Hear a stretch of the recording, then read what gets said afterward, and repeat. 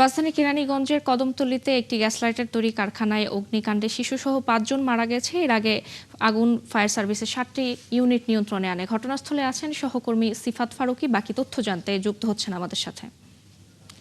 ফারুকী, কি করে আগুনের সূত্রপাত হলো, ফায়ার সার্ভিস কি বলছে, নিহতের সংখ্যা কি বেড়েছে কিনা জানাবেন, পাশাপাশি আমাদের সবশেষ উদ্ধার অভিযানের খবর জানাবেন।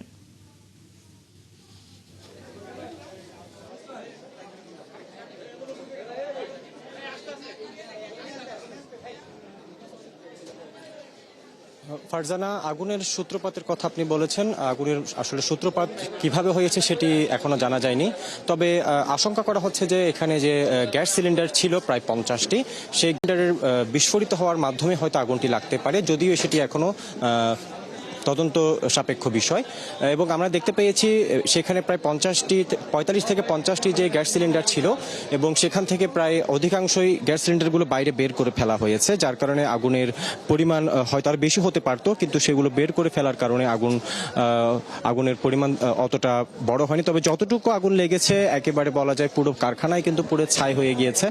ফায়ার সার্ভিসের প্রায় 4টি ইউনিট তাদের আপ্রাণ চেষ্টায় প্রায় আর 2 ঘন্টা 30 মিনিট, প্রায় 1.5-2 ঘন্টা সময় অতিবাহিত হওয়ার পর আগুন নিয়ন্ত্রণে আসে। তবে এখনো মৃদু মৃদু ধোঁয়া দেখতে পাচ্ছি।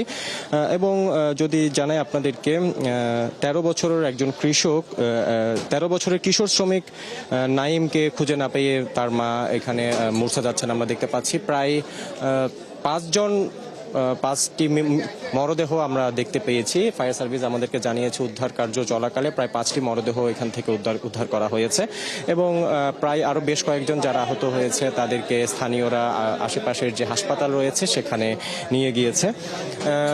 আরো বেশ কয়েকটি বিষয় যদি জানাই, সেটি হচ্ছে এই কারখানাটিতে যে আগেও যে অগ্নিকাণ্ডের ঘটনা ঘটেছে, এবং এই কারখানার কিন্তু বৈধ কোনো কাগজপত্র নেই, এবং কাগজপত্র না থাকলেও প্রশাসনকে ম্যানেজ করে বা কোনোভাবে অবৈধভাবে কারখানাটি চলছিল বলে অভিযোগ করে স্থানীয়রা।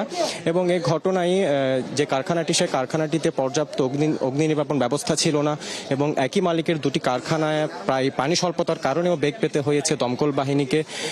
এবং প্রায় দাফন, এবং আরো একটি বিষয় হচ্ছে যারা মারা গিয়েছে তাদের দাফন কাফনের জন্য উপজেলা প্রশাসনের পক্ষ থেকে নগদ অর্থ সহায়তা দেয়া হয়েছে।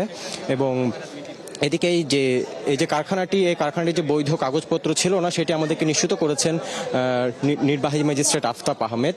এবং ঘটনাস্থল একটু আগে পরিদর্শন করেছেন ঢাকা জেলা বিএনপির সভাপতি নিপুণ রায়। তিনি বলেছেন যে দায়ী ব্যক্তিদের বিরুদ্ধে আইনি ব্যবস্থা অবশ্যই নেওয়া হবে। এবং সব মিলিয়ে যদি বলি, এখন পর্যন্ত উদ্ধার কার্য মোটামুটি শেষ বলা যায়। উদ্ধার কার্য শেষ হয়েছে। তবে ধন্যবাদ সিফাত আমাদের সাথে যুক্ত হওয়ার জন্য। আমরা পরবর্তীতে আপনার সাথে আবারও যুক্ত হব। দর্শক, রাজধানী কেরানীগঞ্জের কদমতলীতে লাগা আগুনের সবশেষ খবর জানাচ্ছিলেন সহকর্মী সিফাত ফারুকী।